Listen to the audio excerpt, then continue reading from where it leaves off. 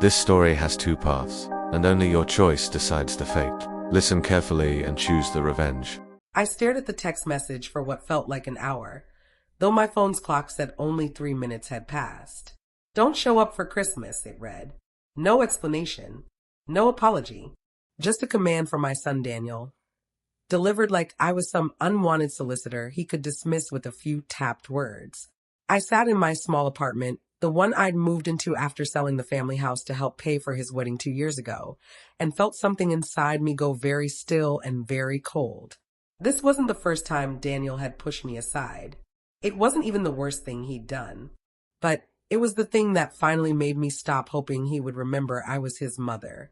Let me take you back so you understand how we arrived here. Daniel is my only child.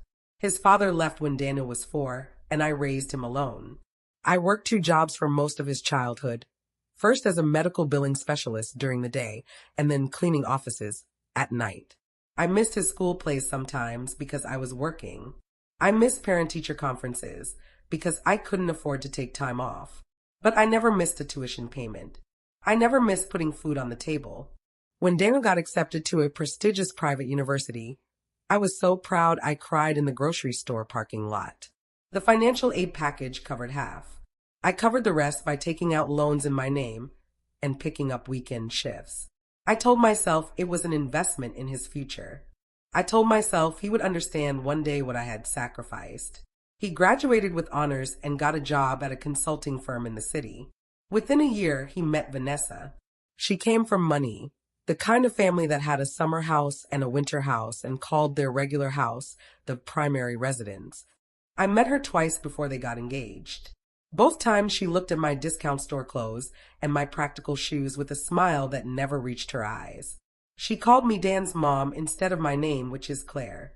At their engagement party, held at her parents' country club, I stood alone by the shrimp cocktail table while Vanessa's mother held court with her friends. Daniel was too busy networking with Vanessa's father's business associates to introduce me to anyone. I left early. No one noticed. The wedding cost more than I had earned in 3 years.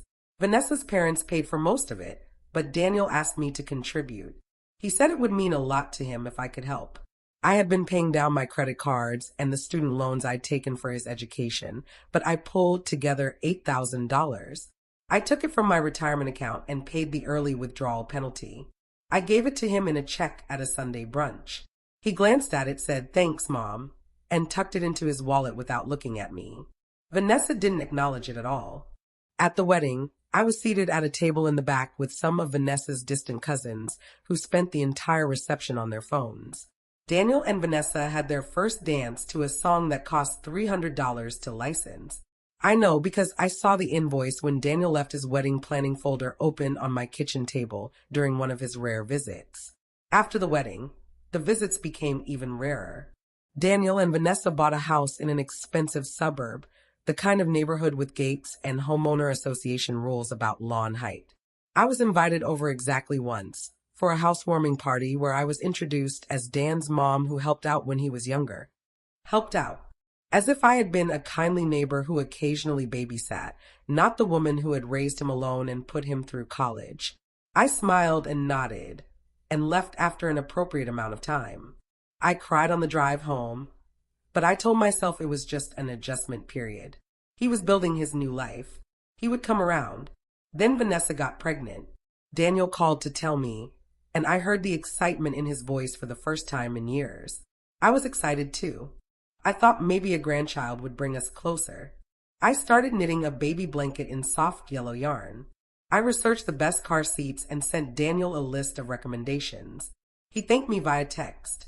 When the baby was born, a boy they named Christopher, I drove to the hospital with the finished blanket and a card. The nurse at the desk told me visiting hours were family only. I said I was the grandmother. She checked her list and said my name wasn't on the approved visitors. I called Daniel. He texted back that Vanessa was tired and they were keeping the visitor list small. He would let me know when I could come by. I met Christopher when he was 3 weeks old. Daniel brought him to my apartment for 20 minutes on a weekday afternoon. Vanessa stayed in the car. Daniel held Christopher the entire time and didn't let me hold him until I asked directly. Even then, He hovered like I might drop his son. I had raised him, changed his diapers, walked him through colic and teething and every childhood illness, but apparently I couldn't be trusted with my own grandchild. After 15 minutes, Daniel said they had to go. He took Christopher back and left. I stood in my doorway holding the yellow blanket, which Daniel had left on the couch, forgotten. The next few months followed the same pattern. I would text Daniel asking to visit. He would say they were busy. I would offer to come to them, to help with the baby, to bring groceries, anything. He would say Vanessa's mother was already helping and they had it covered. I sent gifts for Christopher's first Christmas, his first Easter, his 6-month milestone. I never received thank you notes or even acknowledgement that the packages had arrived. I saw photos on social media of Christopher with Vanessa's parents, of family gatherings at their lake house, of birthday parties and holidays. I was in none of them. I tried to talk to Daniel about it once. I called him on a Sunday morning and asked if we could meet for coffee. He said he was busy. I said it was important. He sighed. The kind of sigh that told me I was an inconvenience, and agreed to meet me the following week. We sat in a chain coffee shop halfway between our homes. I ordered a small drip coffee because it was the cheapest thing on the menu. Daniel ordered some elaborate espresso drink without looking at the price. I tried to explain how I felt excluded, how I wanted to be part of Christopher's life, how I missed him. He listened with his arms crossed and his jaw tight. When I finished, he said I was being dramatic. He said they were busy with the baby and their careers. He said Vanessa's parents were retired and had more time to help. He said I needed to understand that things were different now, and I couldn't expect the same level of attention I got when he was younger. I asked what level of attention that was exactly, since I had been the one giving attention for 25 years. He stood up, said he didn't have time for this, and left. I sat there with my coffee going cold and realized he had never even asked how I was doing. That was 8 months ago. Since then, I had seen Daniel twice, both times briefly when he needed something. Once, he asked if I still had his old textbooks because a colleague's kid needed them. I had saved them in a box in my storage unit, the one I rented because this apartment was smaller than the house I'd sold. I drove across town to get them and dropped them off at his office. He met me in the lobby, took the box, and said thanks. The second time, he called asking if I remembered the name of his childhood pediatrician, because Christopher's doctor wanted medical history. I looked it up and texted him the information. He sent back a thumbs-up emoji. And now, 3 weeks before Christmas, I had received this text. Don't show up for Christmas. I read it again. I checked to see if there was more context. A follow-up message explaining that they were traveling or that Christopher was sick. Nothing. I called Daniel. It went to voicemail. I texted back asking if everything was okay. He responded an hour later. We're doing Christmas with Vanessa's family this year. It's easier. Don't make a big thing out of it. Don't make a big thing out of it. I was being uninvited from Christmas with my only child and only grandchild, and I was being told not to make a big thing out of it. I set my phone down very carefully on the table. My hands were shaking, but not with sadness. I had been sad for months, maybe years. This was something different. This was clarity. I had spent 25 years sacrificing for Daniel. I had given him everything I had, everything I was. I had gone without so he could have. I had worked myself to exhaustion so he could have opportunities. And he had taken it all and decided I was no longer worth his time. He had erased me from his life as casually as deleting an old email. And I had let him because I kept hoping he would change, that he would remember, that he would care. I was done hoping. I stood up and walked to my desk, the small wooden one I bought at a thrift store. I opened my laptop and logged into my email. I am a medical billing specialist, which means I understand insurance, documentation, and legal paper trails better than most people. I also understand money and how it moves and how to track it. I had kept every record of every dollar I had ever spent on Daniel, every tuition payment, every loan statement, every receipt. I had kept them originally for tax purposes and financial planning, but now I was going to use them for something else. I opened a spreadsheet and started listing everything. The private university tuition I had paid over 4 years, including the loans I was still paying off. The wedding contribution. The down payment help I had given him for his first car, which he had never paid back despite promising to. The rent I had covered for him during a summer internship, when his stipend didn't stretch far enough. The laptop I had bought him for graduation. The professional wardrobe I had purchased when he started his consulting job because he said he needed to look the part and his starting salary hadn't kicked in yet. Every birthday gift, every Christmas present, every emergency loan. I added it all up. The total came to $147,000. $147,000 I had given to a son who couldn't be bothered to invite me to Christmas. I sat back and looked at the number. It was more than I had expected, but seeing it there in black and white made something settle in my chest. This wasn't just about hurt feelings or being excluded. This was about a debt, a real financial debt that Daniel had never acknowledged. And I was going to make him acknowledge it. I spent the next week doing research. I called a lawyer, a woman named Patricia, whom I had met years ago through work. She specialized in family law and financial disputes. I explained the situation to her. She listened carefully and then asked if I had documentation. I said I had everything. She asked if I had ever formalized any of these payments as loans. I said no, they had been gifts at the time, given freely because he was my son. She was quiet for a moment, then said that made it more complicated, but not impossible. She said there were legal avenues for recovering funds given under false pretenses or for unjust enrichment, especially if I could demonstrate that Daniel had made promises he hadn't kept or had misrepresented his financial situation. I thought about all the times he had said he would pay me back, all the times he had implied he was struggling when he was actually spending money on expensive dinners and vacations. I told Patricia I could demonstrate that. She said we should meet in person. We met at her office 2 days later.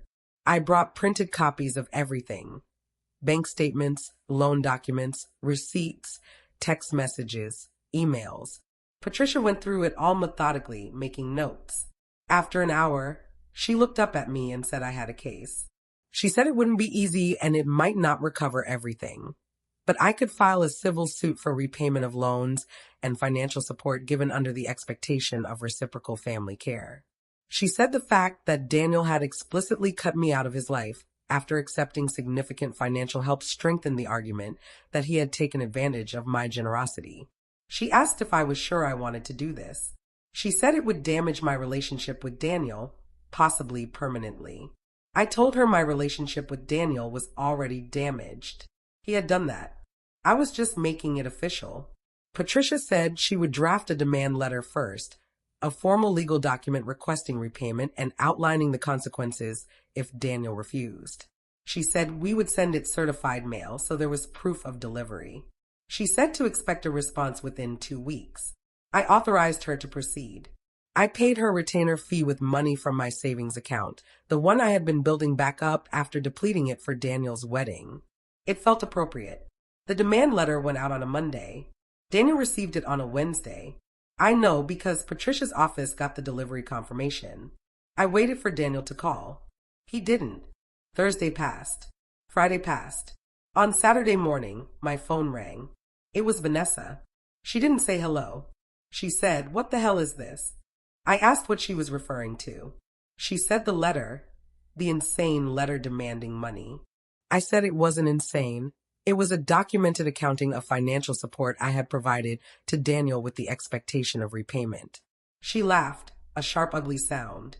She said I had given that money as gifts, that I couldn't just decide years later to ask for it back because I was bitter about not being invited to Christmas. I said the letter explained the legal basis for the claim, and if she had questions, she should have Daniel contact Patricia directly. She said I was a vindictive bitch and hung up.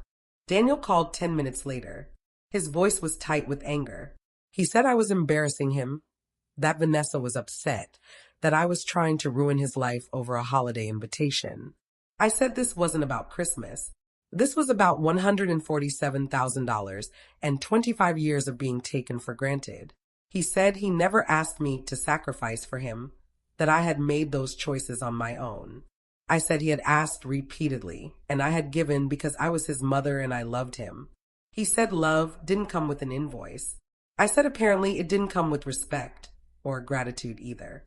He said if I pursued this, he would never speak to me again. I said he barely spoke to me now, so I wasn't losing much. He hung up. I felt nothing. No regret, no sadness, no anger. Just a cold, clear certainty that I was doing the right thing. Patricia called me the following week.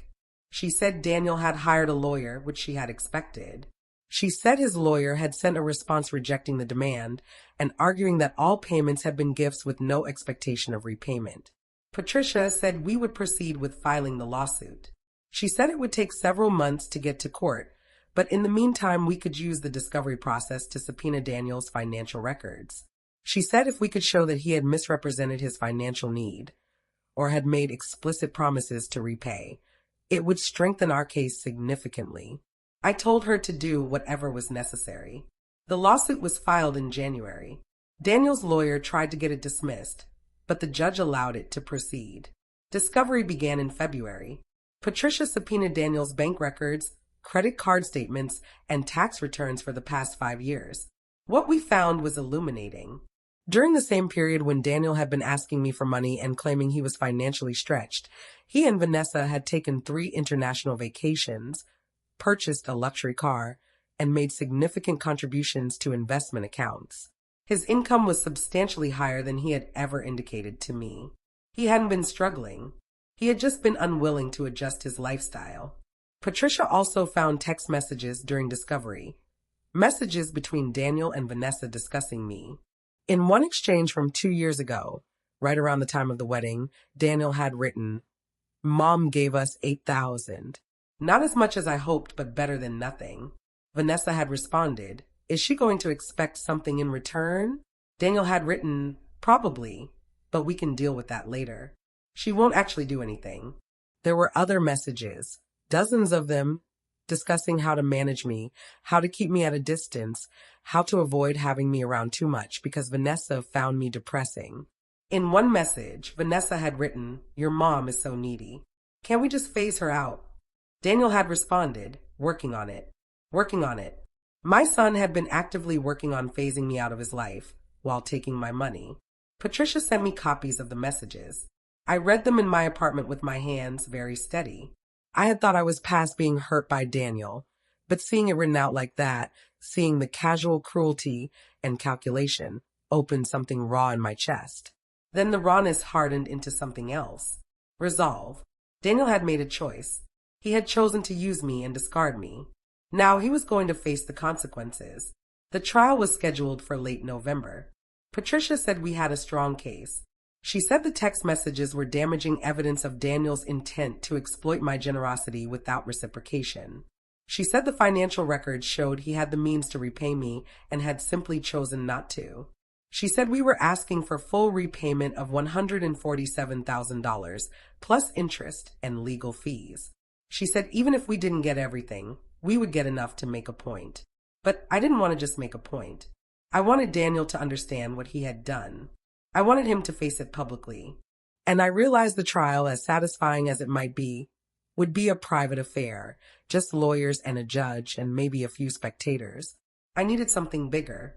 That's when I thought of Christopher's second birthday party. I knew about it because Vanessa had posted the save the date on social media.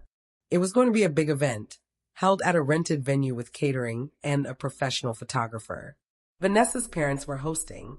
All of their friends and family would be there. It was exactly the kind of public setting where Daniel and Vanessa performed their perfect life.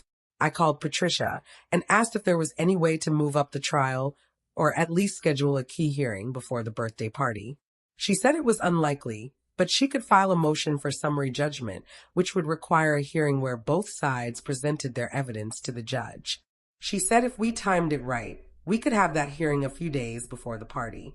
I asked if the hearing would be public record. She said yes. All court proceedings were public record. I asked if there was any way to ensure certain people knew about it. She gave me a look that said she understood exactly what I was thinking.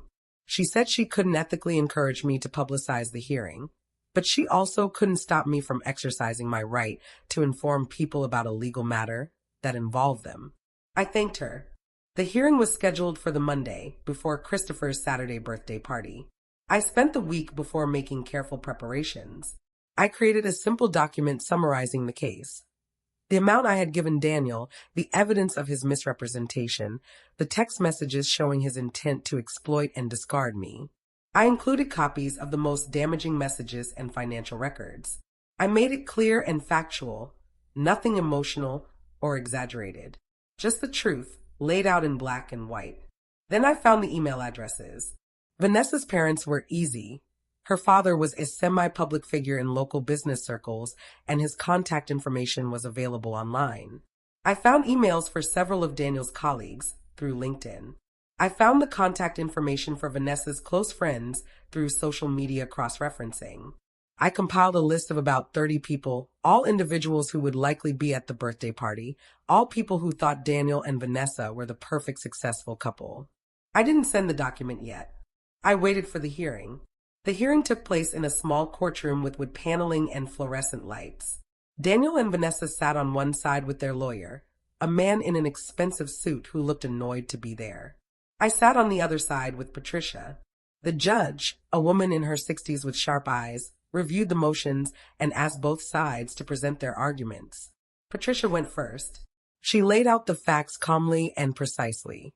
The amount given, the circumstances under which it was given, the promises Daniel had made, the evidence of his financial capacity to repay, and the text messages demonstrating his intent to take advantage of my generosity. She presented bank statements showing the exact transfers. She presented loan documents I had signed for Daniel's education. She presented the text messages on a screen for the judge to read. Daniel's lawyer argued that these were gifts, that there was no written agreement for repayment, that I was a mother who had willingly supported her son and couldn't now claim it was a loan just because the relationship had soured.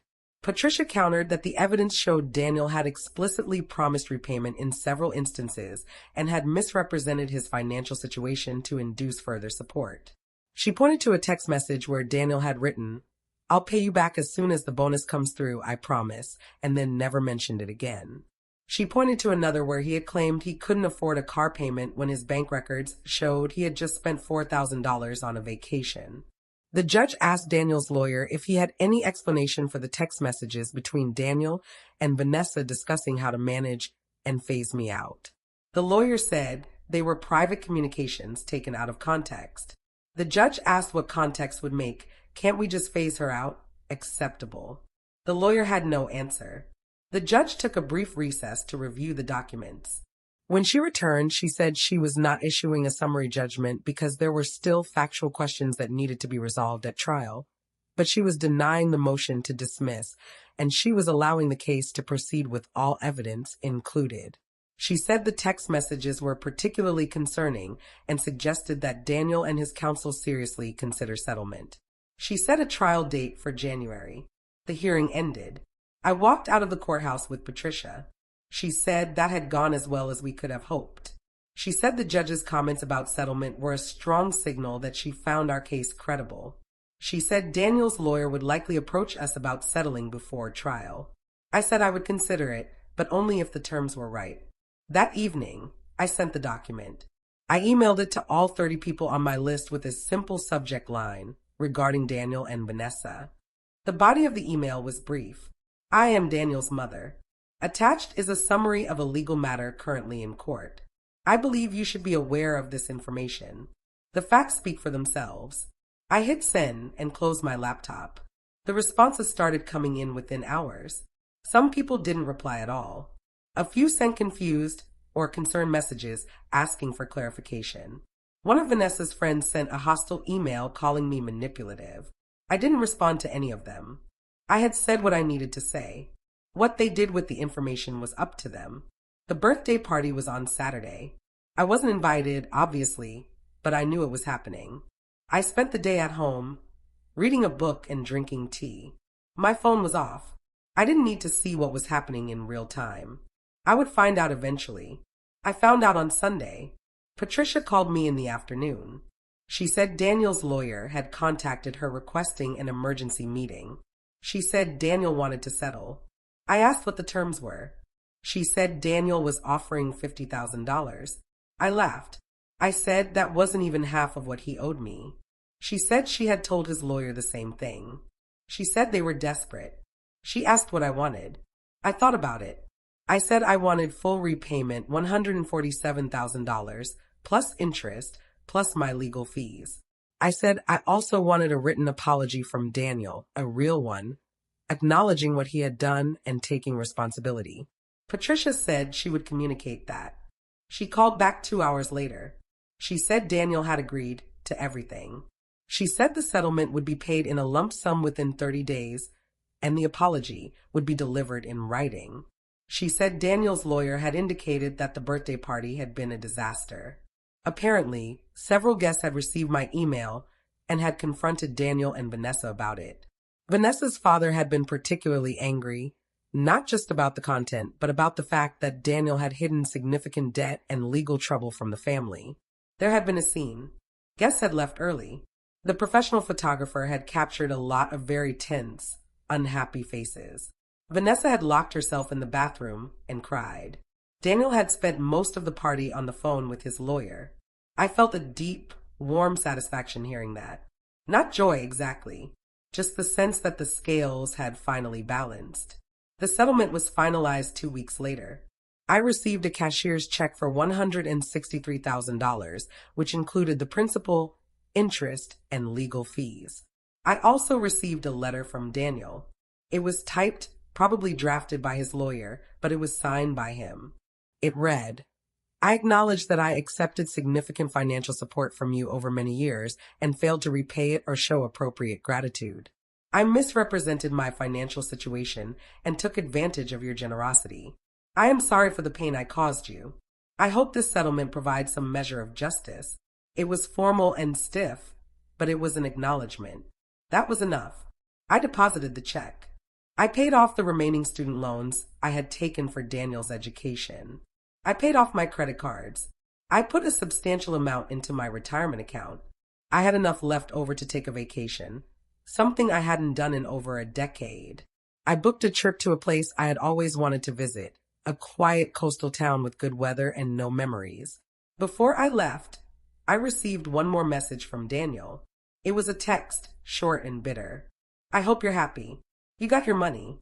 You also destroyed my marriage and my relationship with Vanessa's family. Was it worth it?" I read it twice. Then I typed a response. "You destroyed those things yourself when you decided to use people and throw them away. I just made sure everyone knew the truth. Yes, it was worth it." I hit send and blocked his number. I don't know what happened to Daniel and Vanessa after that. I heard through a mutual acquaintance that they were in marriage counseling and that Vanessa's parents had cut back their financial support. I heard that Daniel's reputation at work had taken a hit because some of his colleagues had been on the email list and had lost respect for him. I didn't follow up. It wasn't my concern anymore. I went on my vacation. I spent 2 weeks walking on beaches and reading books and eating good food. I thought about my life and what I wanted from it going forward. I realized I had spent so many years defining myself as Daniel's mother, as the person who sacrificed and gave and supported, that I had forgotten who I was outside of that role. I decided to figure that out. When I returned home, I started making changes. I joined a book club. I took a painting class. I volunteered at a local literacy nonprofit. I made friends, real friends who valued me for who I was, not for what I could give them. I started living for myself. I never heard from Daniel again. I don't know if I ever will. Part of me hopes that one day he will reach out with a real apology, one that comes from genuine understanding and remorse. Part of me knows that probably won't happen. Either way, I'm okay. I got my money back. I got my dignity back. I got my life back. And that, more than anything, was worth it. But now, you have followed every step that led here. You have seen the betrayal, the preparation, the confrontation, the settlement. You have seen me reclaim what was mine. But there is more than one way this story could have ended. 2 paths stretched before me after that birthday party, after the settlement was offered. I made my choice, but now you must decide what you want to see. 2 possibilities exist. If you want to see what happened when I chose complete financial and legal ruin for Daniel, when I pushed for every dollar and every consequence, choose the first ending. If you want to see what happened when I chose a different kind of justice, one that focused on rebuilding my life rather than destroying his, choose the second ending. Your choice will decide how this story truly ends.